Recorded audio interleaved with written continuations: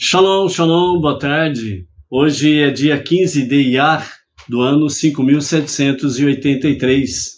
Estamos no dia 6 de maio de 2023. É a tarde com a Torá. Hoje, sétimo dia da semana, é o sagrado dia do Shabat. Shabbat Shalom a você, família e todas as comunidades Bnei Noach. Estamos no sagrado dia do Shabat e isso significa que hoje nós temos encerramento da nossa paraxá da semana. E a nossa paraxá da semana, Emor, fale, diga-lhes, para trazer uma palavra sobre educação, que é o tema central da nossa paraxá desta semana, Emor, né?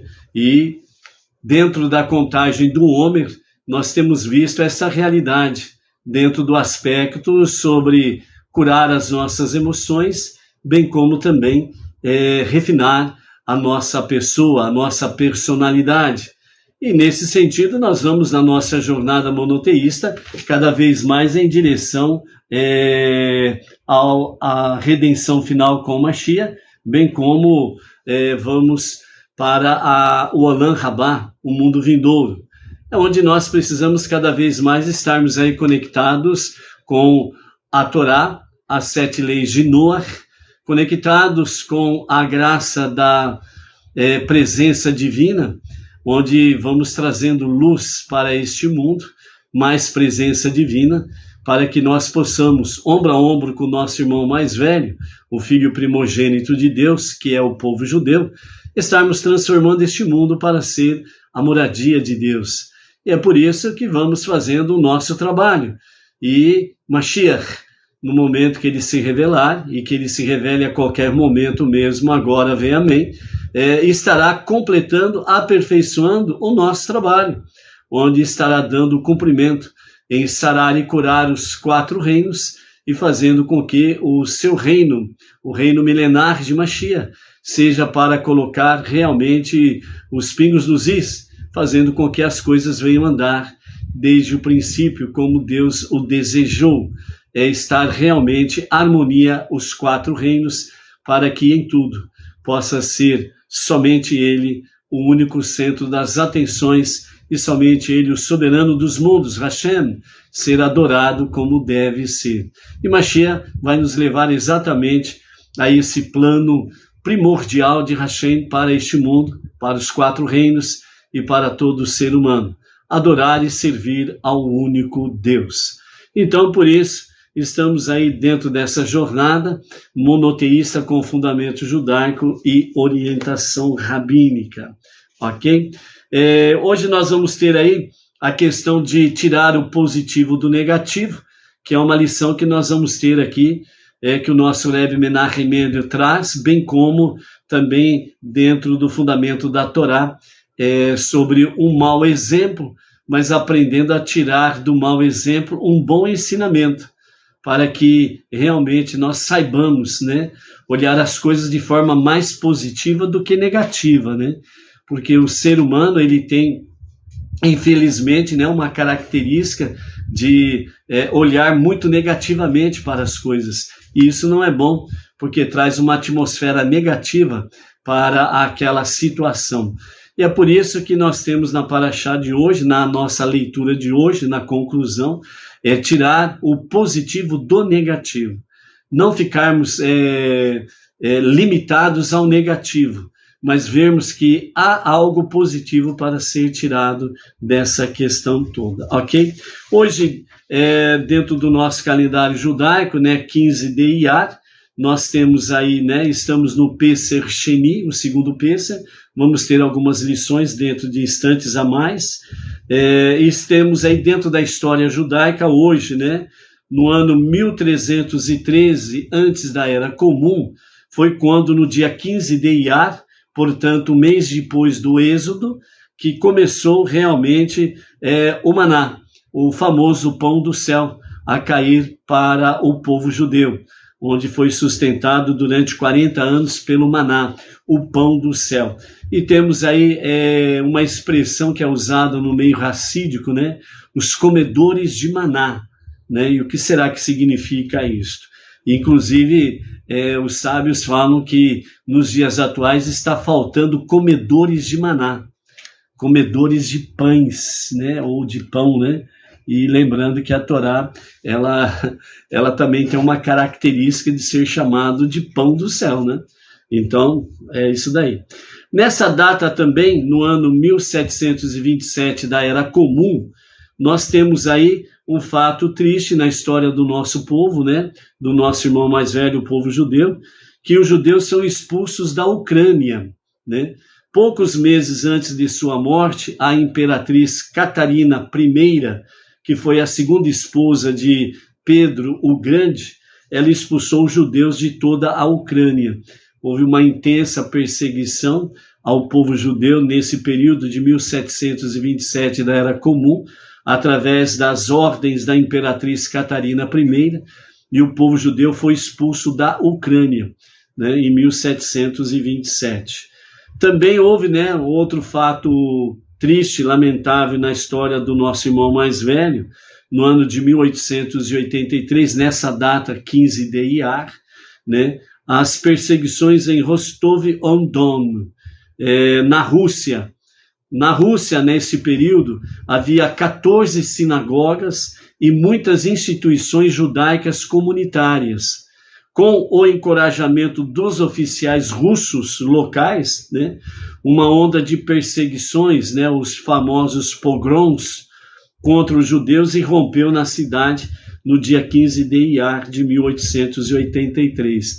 Então, nesse mesmo período, né, 15 de Iyar, em datas diferentes, né, houve, tanto na Ucrânia como na Rússia, uma intensa perseguição ao povo judeu, o nosso irmão mais velho, ok? Então, essa é uma questão da história do nosso povo.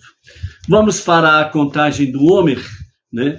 Nós estamos na quinta semana da contagem do Homer e no segundo dia da quinta semana, né? Então eu vou falar e depois juntos vamos repetir e juntos estaremos aí fazendo a contagem do Homer. Então, a contagem do Homer hoje até o pôr do sol se dá assim. Hoje é o dia 30, ou seja, 4 semanas e 2 dias do Homer. Vamos juntos? Hoje é o dia 30, ou seja, 4 semanas e 2 dias do Homer. E assim juntos vamos fazendo a contagem do Homer para a cura das nossas emoções, bem como também para o refinamento da nossa personalidade, da nossa pessoa. Hoje nós estamos em Gevurah Shebichod, que significa disciplina na humildade. Então, para a nossa reflexão, a humildade deve ser disciplinada e ter um foco, né? Então, a humildade, ela precisa, além de ser disciplinada, ela precisa ter um foco. Ela não pode ficar aí, né, olhando para todos os lados, precisa manter um foco. Quando minha humildade deve me levar a um compromisso e quando não deve? Em nome da humildade, por vezes, eu fico quieto e neutro diante de alguma perversidade. São análises que nós precisamos fazer aí realmente no nosso dia a dia, diante das circunstâncias, né? Quando a minha humildade deve me levar a um compromisso e quando não deve. Então, nós precisamos ter essa disciplina na humildade, né? Você não pode ser um bobo da corte, né? Então, quando, né, a sua humildade leva a um compromisso sério, saudável, que vai trazer bem ao doador, a você doador e ao receptor, aquele que recebe, né, a sua ação de humildade, né, com disciplina, ou disciplina na humildade, e aí vai ter um laço de compromisso, algo sério, algo que realmente faz com que o receptor ele possa ser edificado, fortalecido e fazer com que ele também cure as suas emoções e venha ter um refinamento à sua personalidade. E também em nome da humildade, né, o que eu faço? Eu fico quieto e neutro diante de algumas perversidades. Então, aquele momento em que você está presenciando uma perversidade, como que você deve agir? Então é importante, dentro desse aspecto, nós mantermos sempre uma comunhão com Deus através dos estudos da Torá, estudo das 7 leis universais e as suas ramificações, bem como a contagem do homem, ela também traz para nós essa maturidade, para você ver, porque de fato há momentos em que nós devemos nos manter em silêncio, mas há momentos que nós não podemos ficar em silêncio. Então, por isso, diante de alguma perversidade, eu fico quieto ou eu me manifesto? Como que eu vou agir? Então, o momento precisamos ter, sem sombra de dúvidas, maturidade, sabedoria, amadurecimento, para podermos agir ou não agir de acordo com a circunstância, né? Então, nós precisamos ver essa realidade aí. Outro aspecto de Gevorá, que é disciplina, na humildade, a humildade deve incluir respeito e reverência pela pessoa ou pela experiência diante da qual você fica humilde. Então, nesse sentido, a pessoa que está sendo receptora, né, do seu ato de bondade, né, você precisa manter a humildade. E dentro dessa humildade você precisa incluir respeito e reverência àquela pessoa, ao próximo. Lembrando que você não pode humilhar a pessoa e nem fazer com que ela perca a sua autoestima. Então, por isso é importante você manter o respeito e reverência para com o doador, aquele que está recebendo realmente a sua ajuda, seja ela qual for, e seja no aspecto que for, mantendo sempre respeito e reverência, para que ela não perca a sua autoestima. Outra pergunta diz: se minha humildade deixa a desejar, é porque eu não respeito os outros? Então, é uma resposta que você precisa avaliar, é uma pergunta que você precisa avaliar naquela situação. Exercício do dia. Concentre-se e avalie sua relutância em se comprometer numa determinada área de sua vida. E veja se isso se origina de uma humildade saudável, né? Então, o exercício é cada um de nós nos concentrarmos, né? Avaliarmos a nossa relutância em se comprometer numa determinada área da nossa vida. Eu vou me comprometer e isso está conectado em sim ou não me comprometer. E se isso se origina de uma humildade saudável.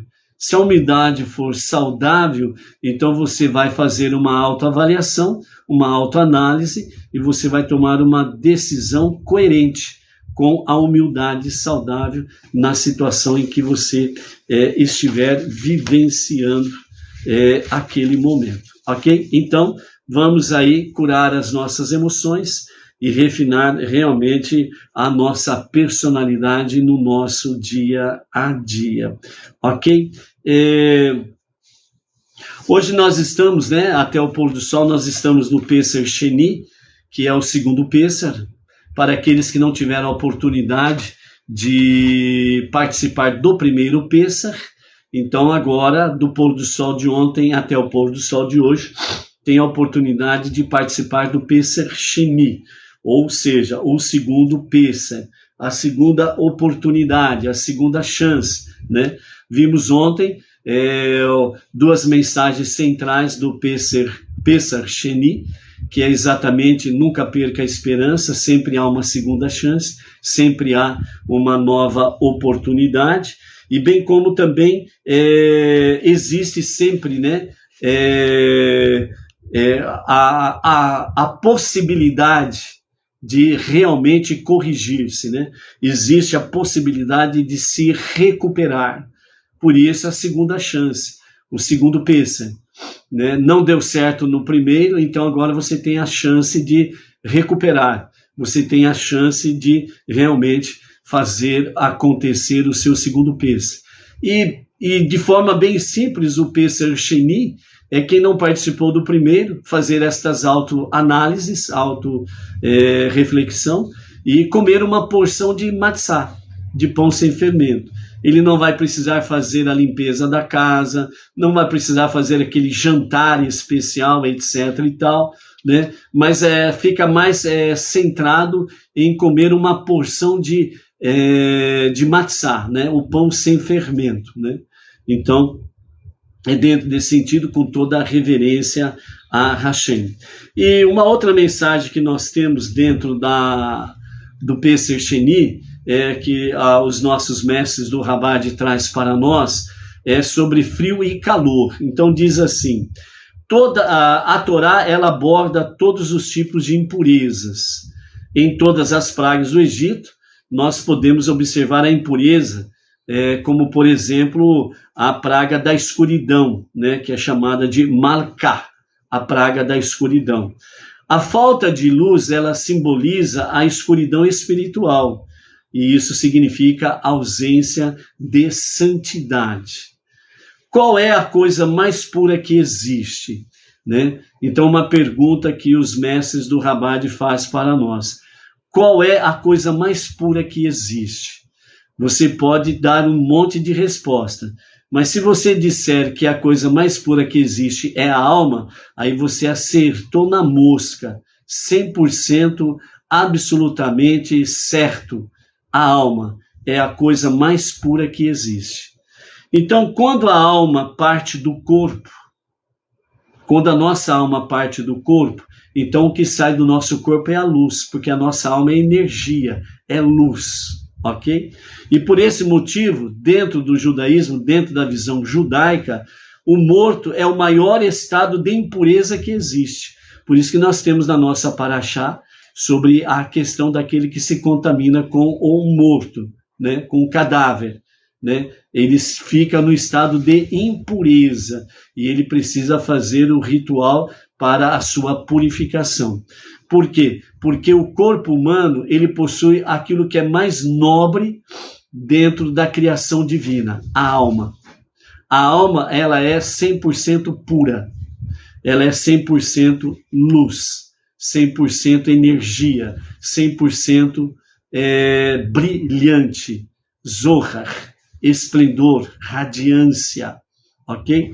Então, por isso, quando a alma ela sai do corpo, o corpo se torna um cadáver, um defunto. E isso significa ausência de luz e, portanto, na ausência de luz, certo? Significa escuridão espiritual e, nesse aspecto, ausência de santidade, certo? Então, por isso, o maior estado de impureza que existe é a impureza. A impureza é consequência da ausência da alma, porque o corpo fica inerte, morto, cadáver, e aí então essa ausência de luz traz essa impureza para o corpo. A tsaraat, a doença, né, daquele que pratica Lashon Hará, é comparada ao morto, pois a pele do corpo vai morrendo até deixar a pessoa totalmente coberta por ela, se não há techuvá, ok? Segundo os nossos mestres, falam também o ciclo menstrual da mulher, que lhe leva ao estado de nidá é impureza, é alcançado pela célula que morreu e não gerou uma criança, deixando lugar à impureza. Então, o morto é gelado e o vivo é quente, pois a alma é santidade comparada ao fogo e ao calor. Então, por isso, também dentro da questão do ciclo menstrual, né, que a mulher tem é exatamente uma purificação que ela está passando. E é por isso que no seu ciclo menstrual a mulher não pode ser tocada, ela precisa ser respeitada, né? Porque ela está num período de purificação.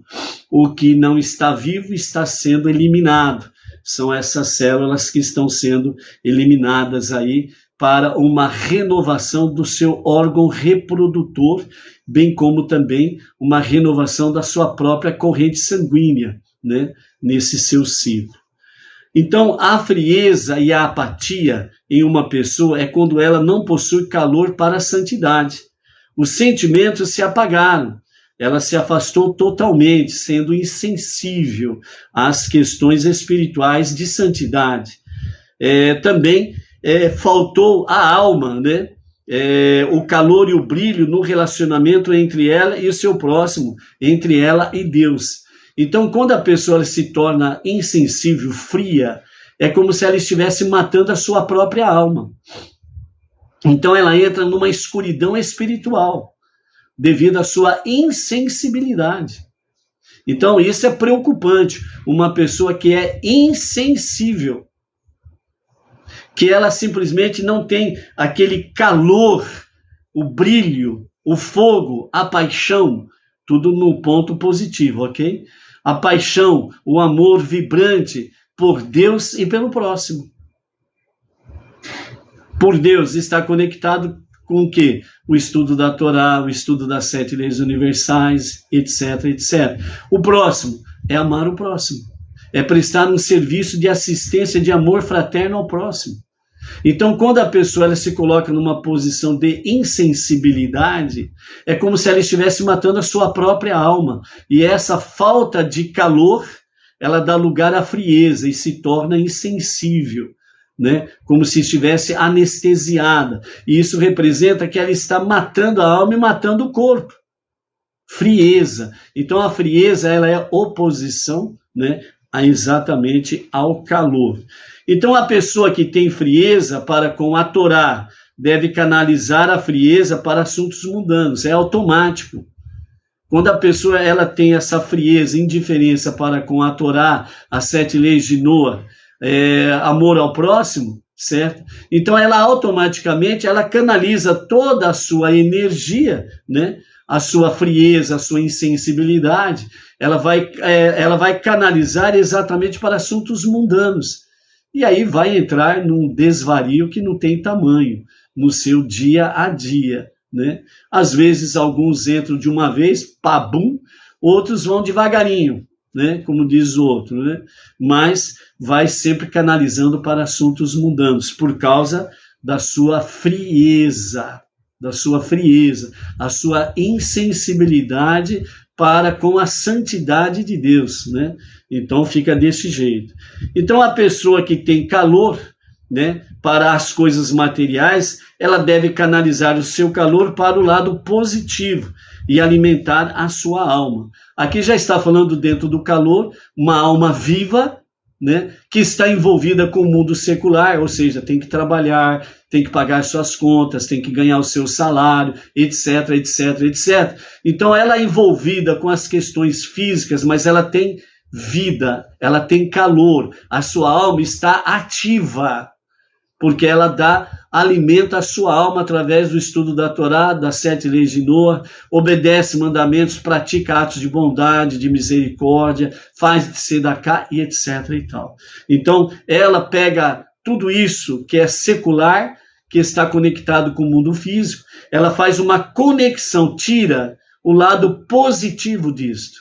O mundo secular é o mundo profano, todo mundo sabe. Não precisa nem você dizer e nem fazer relação, ou fazer uma lista daquilo que é profano. Mas você precisa aprender a tirar o positivo do negativo. É isso que nos fala sobre frio e calor. Então, o mundo em si, ele está frio, insensível, mas você precisa aprender a tirar o lado positivo dessa história. Fazer com que realmente as coisas seculares que está conectada contigo, você dê calor a ela, você dê presença de alma vibrante, amor apaixonante por Deus, e faz com que as coisas seculares se tornem vivas, ou seja, se tornam quentes para o serviço a Deus. Entendeu? Então, podemos traçar esse paralelo entre o Pesach Sheni e a nossa própria Parashá Emor, né? Enquanto Pesach é comemorado no mês de Nissan, em que ocorreu grandes milagres e a revelação deu-se de cima para baixo, né? O pulo foi de cima para baixo, o Pesach pulou, né? A presença divina através do anjo da morte, né? Que foi a última praga do Egito, né? Veio de cima para baixo e pulou as casas que tinham, né, um sangue quente nas suas vergas e ombreiras, que era o quê? Obediência à vontade divina, temor aos céus. Então era um sangue quente, era um sangue apaixonante por Deus. Então estava vivo. Então o anjo da morte pulou, passou por cima, que nem fala no inglês, né? Password lá. Então pulou, passou por cima, né? Então a revelação veio de cima para baixo, né? Deus revelou-se no Sinai, mais uma vez, de cima para baixo. Agora em Pesach Sheni, o segundo Pesach, celebrado no mês de Iyar, que é conhecido como o mês da Teshuvá e da cura. Nós já falamos sobre isso no princípio do mês de Iyar, né? Uma das suas características é exatamente essa, Teshuvá, um retorno a Deus para o verdadeiro e genuíno arrependimento, e é o mês considerado o mês da cura, né? Propício às curas, né? Então, ela ocorreu uma elevação de baixo para cima. Então, ela vem através do segundo Pesach, a oportunidade para os que não participaram do primeiro. Então, a busca ela é